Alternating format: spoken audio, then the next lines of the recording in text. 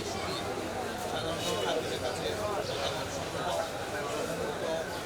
আলাপ আলোচনা আমাদের বিহার করা শিক্ষার্থীদেরকে আহ্বান জানানো সার্বিক বিষয়ের কিন্তু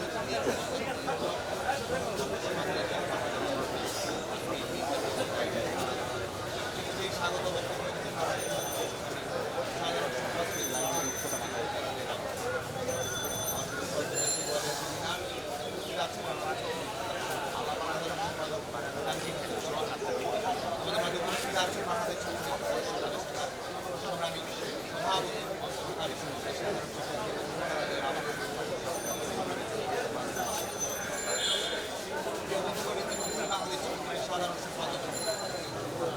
ছাত্র সমাজের যে মতামত রয়েছে সেই মতামত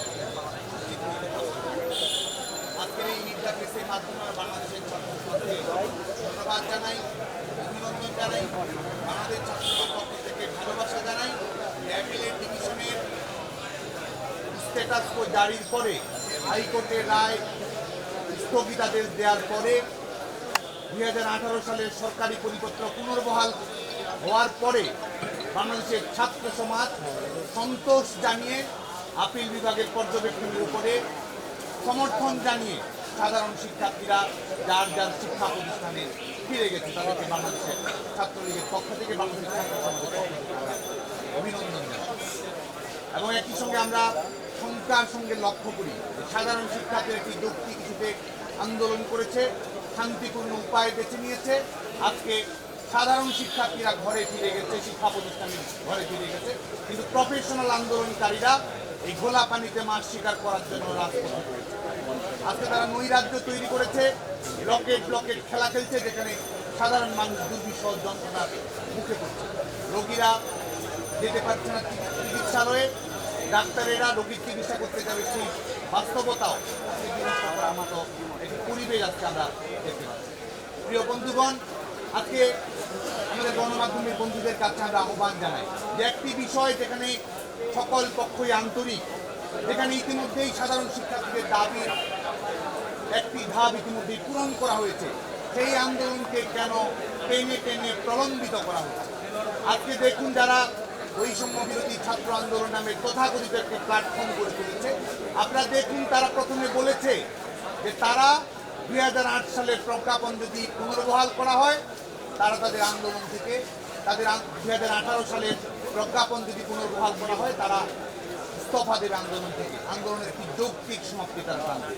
2018 সালের প্রজ্ঞাপন পুনর্বহাল করা হয়েছে, তারা সেখান থেকে তারা অনর্থকভাবে আসলে তাদের আন্দোলন যায়। এরপরে তারা বলেছে কমিশন গঠন করার কথা নির্বাহী বিভাগের কাছে। এর মধ্যে আপনারা জানেন যে হাইকোর্ট বিভাগ একটি পর্যবেক্ষণ দিয়েছে নির্বাহী বিভাগের 7ই আগস্ট অ্যাপিলেট ডিভিশন।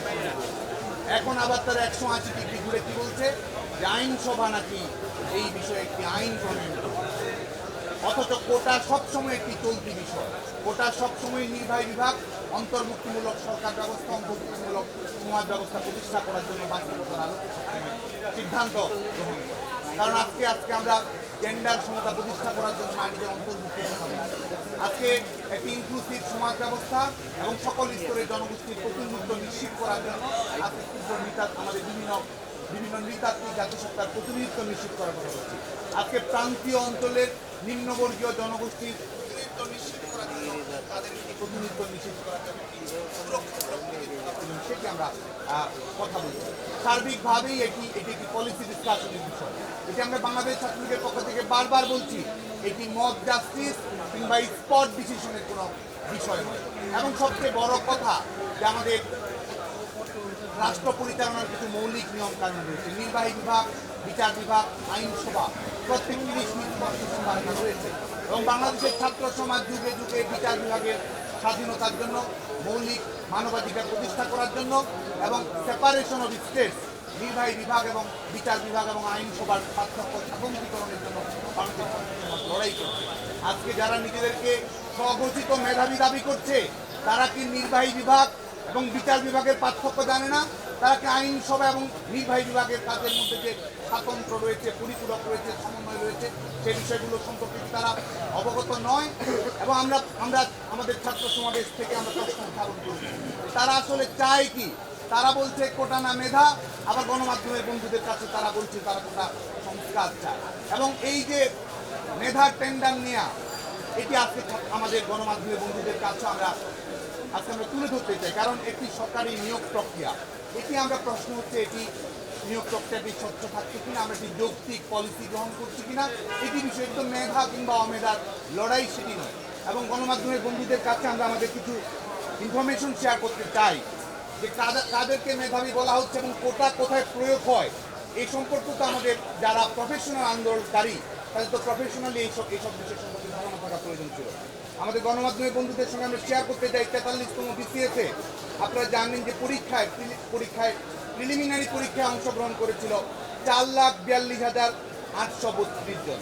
প্রিলিমিনারি পরীক্ষায় প্রায় 5 লক্ষ শিক্ষার্থী অংশগ্রহণ করেছিল, সেখান থেকে লিখিত পরীক্ষায় উত্তীর্ণ হয়েছে 15,229 জন। 5 লাখ থেকে 15,000, এই 15,000 শিক্ষার্থী কি মেধাবী নয়? এবং শুধু তাই নয়, লিখিত পরীক্ষায় 15,000 শিক্ষার্থী উত্তীর্ণ হওয়ার পরে ভাইবাই গিয়ে 2,163 জন পরীক্ষার্থী উত্তীর্ণ হয়। এবং যখন ক্যাডার সার্ভিসে আমরা তাদেরকে নিয়োগ দেই, ঠিক সেই মুহূর্তে কোটার বিষয়টি প্রয়োগ করা হয়। তাহলে এই যে 43, এই 5 লাখ থেকে যে 15,000 শিক্ষার্থী, যে 15,000 থেকে যে 3,000 শিক্ষার্থী আরও নিচে শিক্ষার্থীরা নির্বাচিত হয়েছে, তারা কি মেধাবী নয়?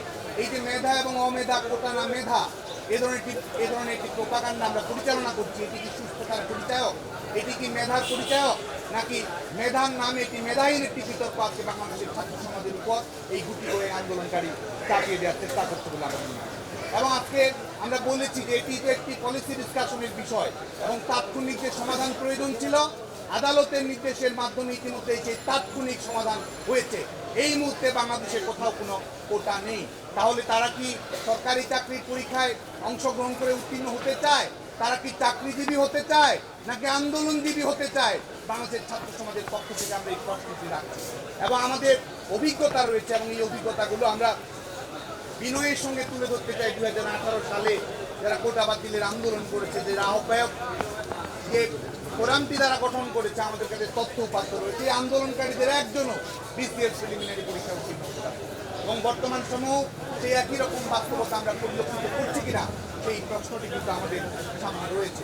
এবং আমরা লক্ষ্য করছি এটি একটি সরকারের জন্য, রাষ্ট্রের জন্য অত্যন্ত গুরুত্বপূর্ণ বিষয় যে আমরা আমাদের প্রতিনিধিত্বমূলক সরকার ব্যবস্থা, সমতার নীতি, বৈষম্য নিরসনের নীতি আমরা প্রয়োগ করি। তারা মুখে বলছে বৈষম্য বিরোধী ছাত্র আন্দোলন, অথচ আমাদের বাংলাদেশে নারীরা যে প্রশাসনিক চাকরিতে 25% রয়েছে, প্রত্যেকটি সরকারি বেসরকারি চাকরিতে আমাদের নারীদের অংশগ্রহণ যে কম রয়েছে, নারীদেরকে সামনের দিকে নিয়ে এসে যে জেন্ডার সমতা প্রতিষ্ঠিত করতে হবে, বৈষম্য নিরসন করতে হবে, সেই বিষয়ে আমাদের ছাত্র বন্ধুদের আন্দোলনকারী শিক্ষার্থীদের কোনো কথা আমরা দেখতে পাই না। এবং আমরা দেখেছি যে আমাদের বিশেষ করে 2018 সালের পরিপত্র জারি করার আগে আমাদের নারীদের সরকারি চাকরিতে বিশেষ করে বিসিএস ক্যাডারে আওতাধীন পরীক্ষায় নারীদের অংশগ্রহণ ছিল 25 থেকে 26%। সর্বশেষ বিসিএসে আপনারা জানেন যে 20%-এর নিচে নেমে এসেছে সর্বশেষ বিসিএসে। যে কারণে আমরা আহ্বান জানাচ্ছি যে আমাদের জেন্ডার ক্ষমতা প্রতিষ্ঠিত করার জন্য, নারীর ক্ষমতা নিশ্চিত করার জন্য আমাদের যে নিয়ম নীতি থাকা প্রয়োজন, সাংবিধানিক সুরক্ষা প্রয়োজন, সেটি তো আমাদের অবশ্যই রাখতে হবে। তাহলে কি তারা বৈষম্য নিরসনের জন্য আন্দোলন করছে নাকি বৈষম্য জারি রাখার জন্য তারা আন্দোলন করছে এবং আমাদের নারীদেরকে সমাজের প্রতিপক্ষ বানাচ্ছে, নারীদেরকে প্রশাসনিক নিয়োগ প্রক্রিয়া থেকে দূরে রাখার লক্ষ্য তারা চরিতার্থ করতে চাচ্ছে, সে বিষয়ে আমাদের গণমাধ্যমের বন্ধুরা অবগত রয়েছেন বলে আমরা জানি। এবং আমাদের বিভিন্ন জাতিসত্তার নৃতাত্ত্বিক জনগোষ্ঠী যারা রয়েছে, আপনারা জানেন যে এই 2018 সালের পরিপত্র জারি করতে আগেও খুব বেশি বিভিন্ন আমাদের 50-এর অধিক নৃতাত্ত্বিক জাতিসত্তা রয়েছে। 20 জন 21 জন করে তারা আমাদের এই পিএসসির আওতাধীন বিসিএস পরীক্ষায় তারা অংশগ্রহণ করার সুযোগ পেল। পরবর্তীতে সর্বশেষ বিসিএসে আমরা দেখেছি মাত্র 2 জন পার্বত্য চট্টগ্রাম থেকে, একজন নিরীক্ষা ক্যাডার, একজন প্রশাসনিক ক্যাডারের সুযোগ পেয়েছে। তার মানে কি আমরা তাদেরকে আমাদের ইনক্লুসিভ সোসাইটি প্রতিষ্ঠিত করার জন্য তাদেরকে আমরা এক ধরনের প্রোটেকশন দেবো না? এটি আমাদের সাংবিধানিক অধিকার এবং এটিতে আমরা সুস্পষ্ট হয়ে বলছি যে কোনো যিনি পরীক্ষায় ভালো করছে না, বাংলাদেশের আমলাতান্ত্রিক প্রক্রিয়ায় তার অংশগ্রহণের সুযোগ নেই। সবাই মেধাবী, এর মধ্য থেকে মেধাবীদের মধ্যে থেকে যারা প্রতিযোগিতায় আকর্ষণ তাদেরকে বাংলাদেশের আমলাতন্ত্রে নিয়োগ করা হয়।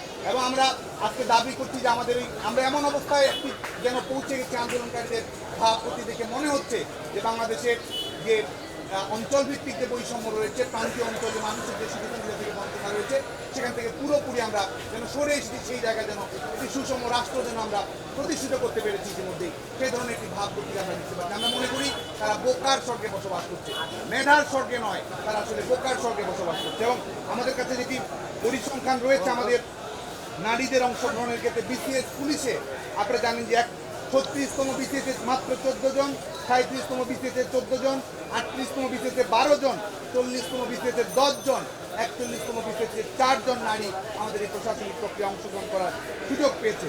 এবং পুলিশ সার্ভিসে যদি দেখেন যে আমাদের 41তম বিসিএসে পুলিশ সার্ভিসে 18টি জেলা থেকে কোনো প্রতিনিধিত্ব আমরা নিশ্চিত করতে পারিনি। 40তম বিসিএসে 24টি জেলা থেকে একজন পুলিশও নিয়োগ লাভ করতে পারেনি। এই হচ্ছে বাংলাদেশের প্রশাসনিক নিয়োগ প্রক্রিয়ার বাস্তবতা। সে কারণে আজকের এই অনুষ্ঠানের মধ্য দিয়ে আমাদের নারীদের জনসংখ্যার হার 50 এবং 49 নারী পুরুষের শ্রমশক্তিতে অংশগ্রহণ আমাদের যেটি রয়েছে সরকারি আমাদের সব ধরনের সকল গ্রেডের চাকরিতে 29.29 আমাদের নারীদের সরকারি চাকরিতে অংশগ্রহণের হার। এই কারণে আজকে বাংলাদেশ ছাত্রলীগের পক্ষ থেকে আমরা এই তথ্যগুলো আমাদের সংবাদ মাধ্যমে বন্ধুদের মাধ্যমে সমাজের কাছে আমরা নিয়ে আসতে চাই।